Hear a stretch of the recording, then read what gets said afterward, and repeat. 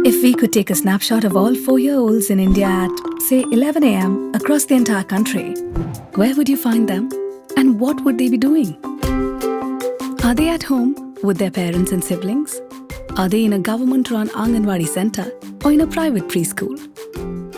Or they are perhaps with their older siblings in a primary school classroom? Why are these questions important to answer? One reason is that international evidence shows that 90% of brain development occurs by age 5. This means that what happens to children in these early years, in terms of their environment and the support they receive, impacts on the rest of their lives. There also is growing evidence of a learning crisis in the country. Ensuring children get the right start to their education in the early years may help them stay in school and learn to their potential. The India Early Childhood Education Impact Study looked at where children were at age 4, if indeed they were in preschool, and if they were leaving preschool ready for primary school. The study followed a cohort of 14,000 children, starting from when they were 4 years of age to when they were 8, belonging to the rural areas of 3 very different states of the country. It also assessed their learning outcomes in the early primary grades to understand the impact of preschool education quality and school readiness. Let's now see what the findings of the study are telling us. 7 out of every 10 4-year-olds already attend a preschool program. This is a major achievement. With access no longer the main issue, India is well placed to invest in the quality of early childhood education, while also ensuring access for those children who are still not in school. The study is also telling us that while most children are going to school, they are not necessarily participating in preschool and primary school at the ages and in the order that policies prescribe or that the education system expects. In some states, 4-year-olds are already in primary school.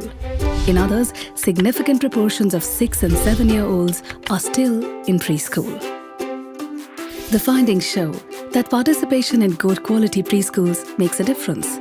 It leads to higher school readiness levels, which in turn lead to better outcomes in the early grades of primary education. However, at the time of school entry, most children's school readiness levels are far below expectations. Most children attend Anganwadi centers or private preschools, but quality is an issue in both.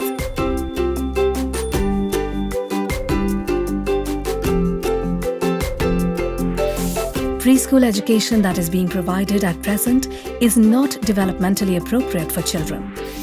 It is important that early childhood education programs are play-based, as children learn best through play and active exploration. So, how can we promote good quality early childhood education and learning? The study points to some key recommendations. Include pre-primary education as an integral part of the Right to Education Act, given the impact of preschool education on children's outcomes in primary education.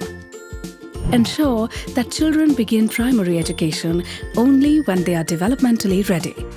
Design a flexible, play-based foundational curriculum for 3 to 8-year-olds along a continuum for a seamless transition from pre-primary to primary education. Institute a regulatory system for early childhood education to ensure quality standards are adhered to across all providers. Reach out to parents, communities and other stakeholders to generate demand for developmentally appropriate early childhood education and to enable parents and caregivers to actively support their children's learning. What we instill in our children at an early age will be the foundation upon which they build their future.